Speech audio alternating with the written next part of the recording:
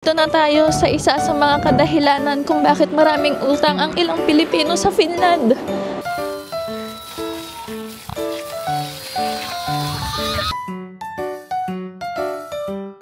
Action 5. So bali guys, yung isa sa pinakamatinding struggle na pinagdaanan niya or na-experience niya nung unang 6 months niya dito sa Finland is 2 months kaming walang sahod. yon.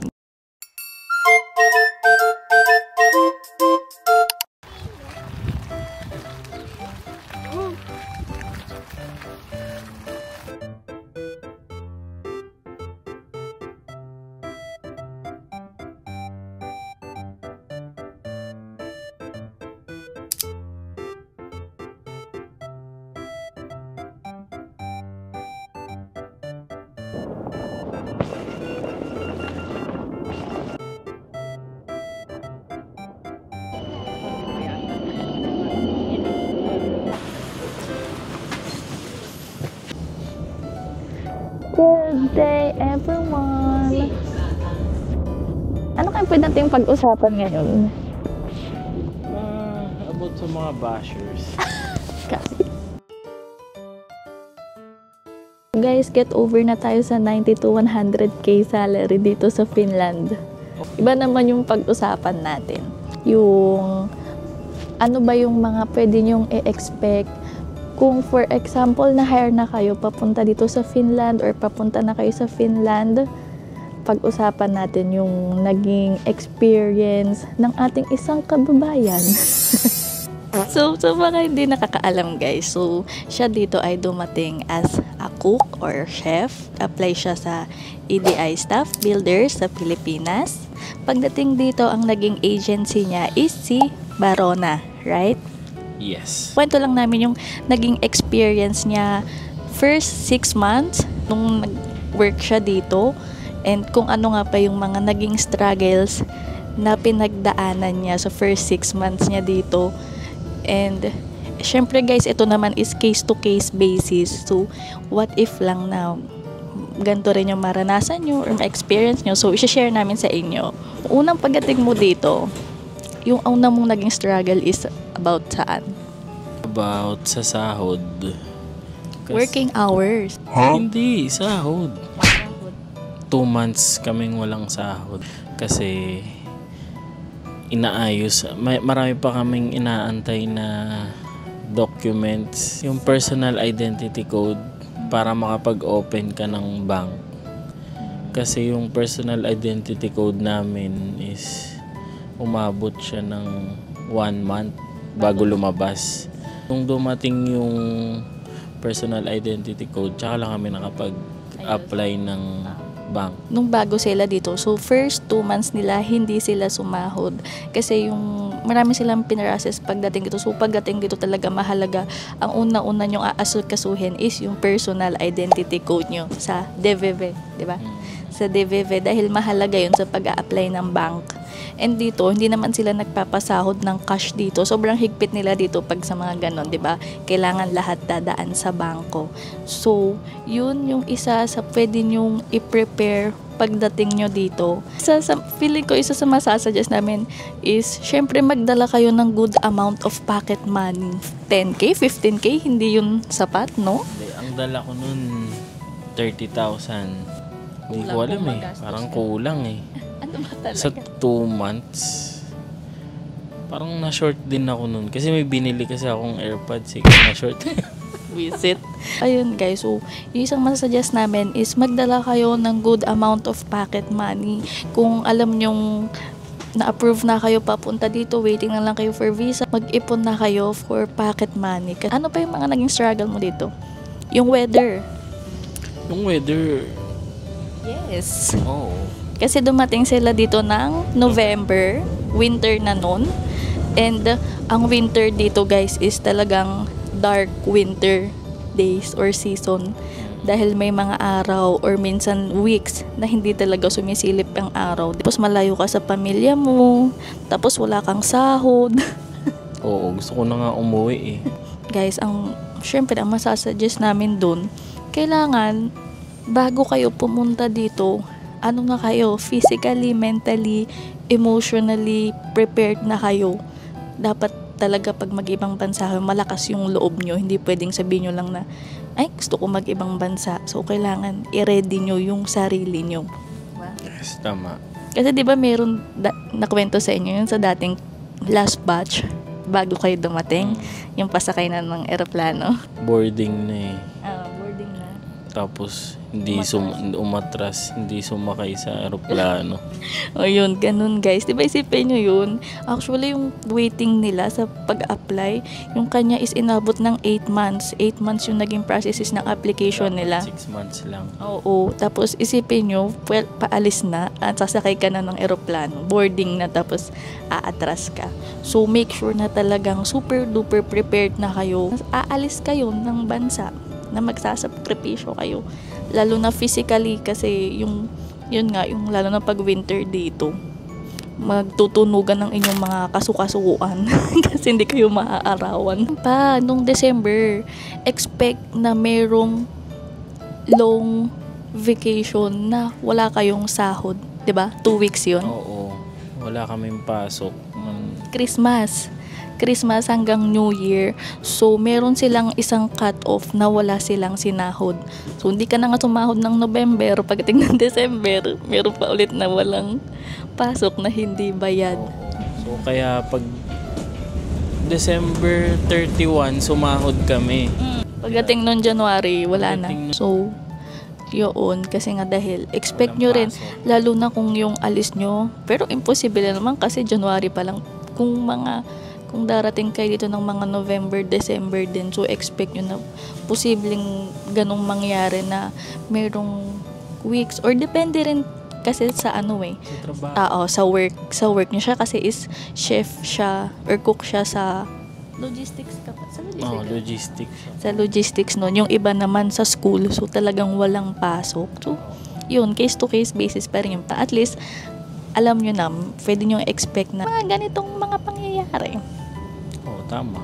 So yun, basta ang mahalaga dito is kung papunta na kayo dito, i-prepare nyo yung pocket money nyo, prepare nyo yung sarili nyo, nakakayanin nyo yung buhay dito. Actually, hindi lang naman dito sa Finland kahit saang bansa ka naman pumunta di ba?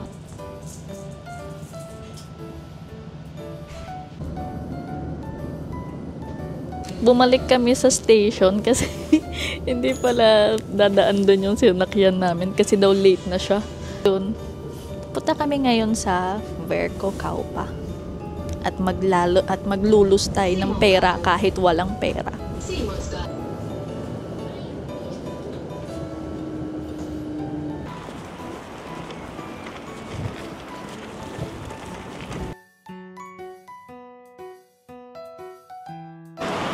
Fit check!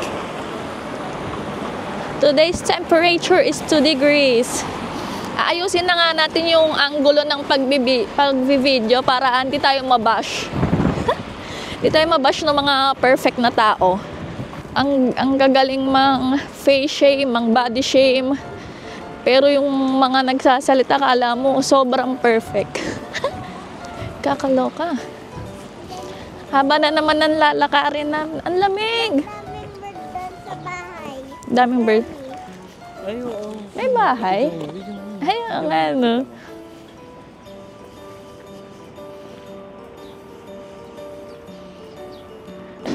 Sa mga naghahanap din pala ng work dito pa Finland, guys.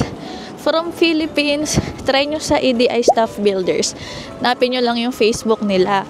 Or di kaya sa DMW na website, guys, para makita nyo yung mga legit agencies and yung mga job hiring na meron ngayon sa atin sa Pilipinas papuntang ibang bansa.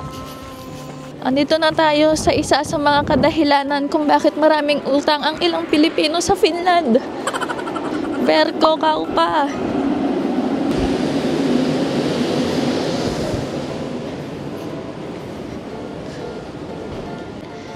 Guys, kung naghahanap kayo ng mga gadgets or kailangan nyo ng mga gamit sa bahay, pero hindi nyo kayang bayaran ng full payment, try nyo magpunta dito sa mga Verco.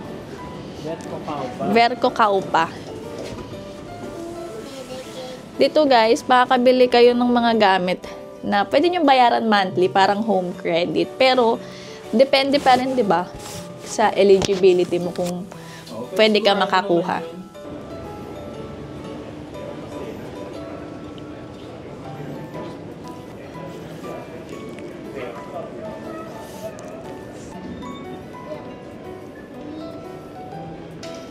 iPad. Yun. iPhone 16 yan. 16 Pro Max. Wow. Oh.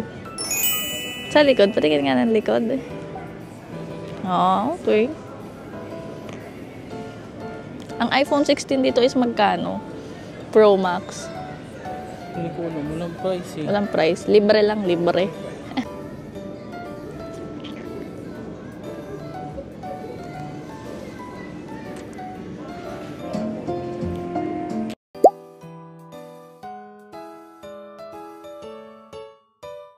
Wala ko gawin 5 eh. Ayos ah.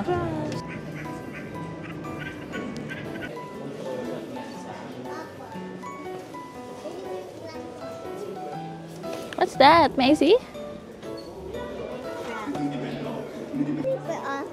Ha? Paano mo nalaman creeper? Sasabog na ito eh. Sasabog yan? Opo. Ayan oh, sabi niya, mami creeper oh. Ayan oh. Sasabog. Nasa kakanood ng Minecraft.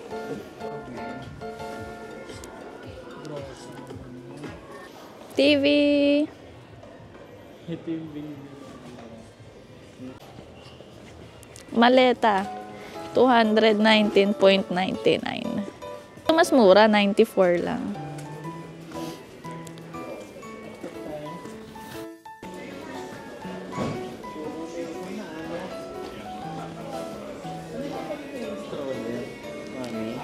Ha? Ito naman, iniwan naman yung stroller dito.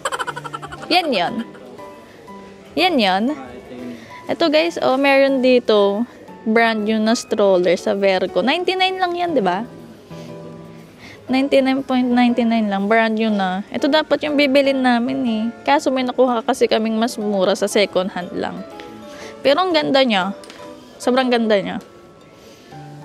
Mukha naman siya matibay, no? Oh, itong mahal, oh, 399.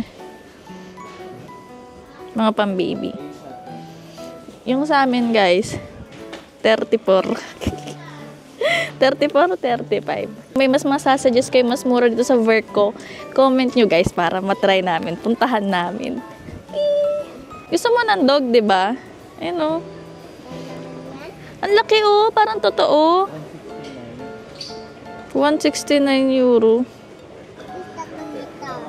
Wow. You want to buy something? Ha? You ask daddy kasi may pera ka kay daddy malaki. Hingin mo, bibili ka kamo ng toy. Meron din ditong Osmo. Yung combo is 708. Creators combo. Sa Giganti, magkano to sa Giganti?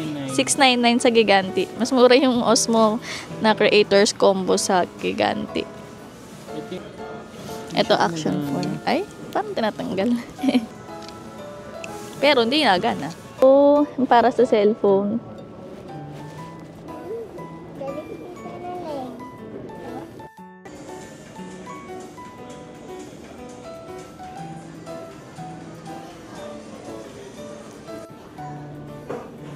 Cute. Disposable camera.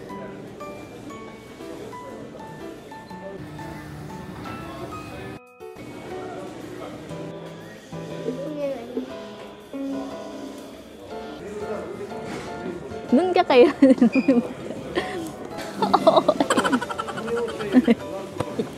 Nanawa ka tuloy ng bata.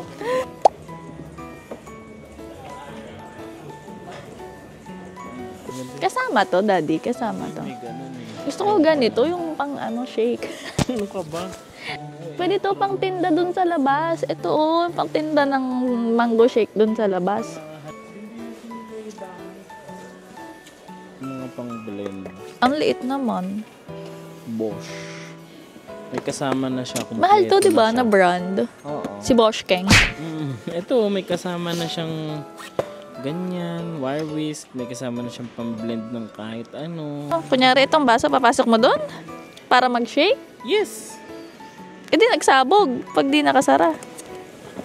Ito kasi yan. Ito yung pang-shake. Wire whisk. Hindi. Siyempre, gaganon mo dyan. Hindi yan sasabog. Ganyan ang ito lang. Alam mo sa restaurant, sa Stones, ito lang gamit namin. Pang-shake, Tas, gagawa ng shake. Hindi, gagawa ng sauce. Hindi, shake nga yun. Sabi ko. Dito guys, yung parts ng Berco na mga discounted na. Nespresso, magkano na lang siya? 169. Oh. Dating 169.99. Bakit siya mga sale na? Ito yung mga binalik daw na items. Bakit kaya? Ay, hindi nila gusto. Pero wala naman sira. Mga washing. Mm. 59 na lang. Oh, ano yan? Ano yan? Batman? Lego na Batman, parang gano'n. Espresso. 79 from 119 euro. 10 cups. 6.49.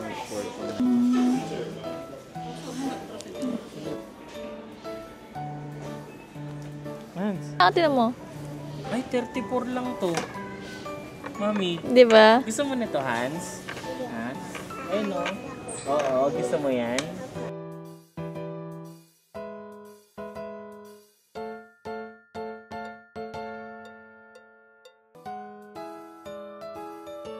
Wala kaming binili for today's video. So, baba, mayroong Lego Botanical. Ay, ang cute. Pwede mag-play.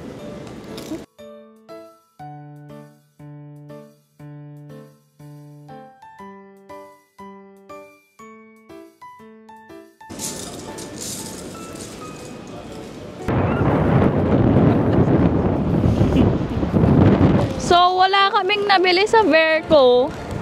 Dahil ang titignan lang naman talaga namin doon chopping board. Nagmata-mata lang kami ng kung ano-ano doon para may magawa kami ngayon. Ang lakas ng hangin! Yung noo ko! Ano ngayon? 5 degrees? Totoo ba? Ano? Oo nga.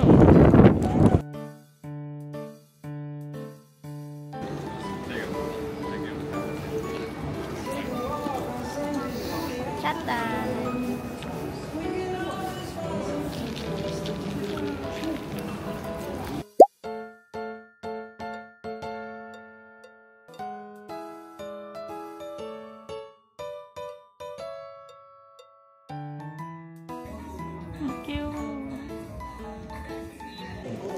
Mas mura pala yung ganito sa Giganti. 5.99 lang dito.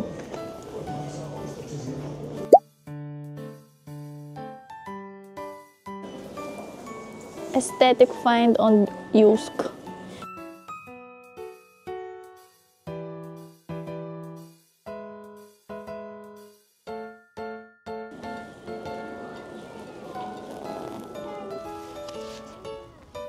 Ito.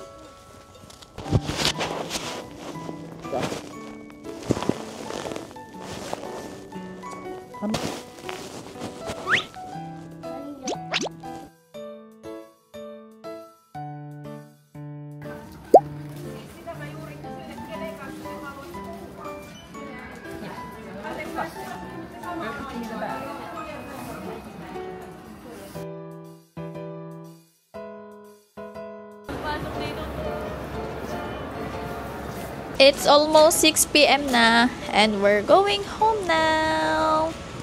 Bye-bye. Bye-bye. Say bye-bye again, Hans. Bye-bye! Here. Bye-bye, Jason!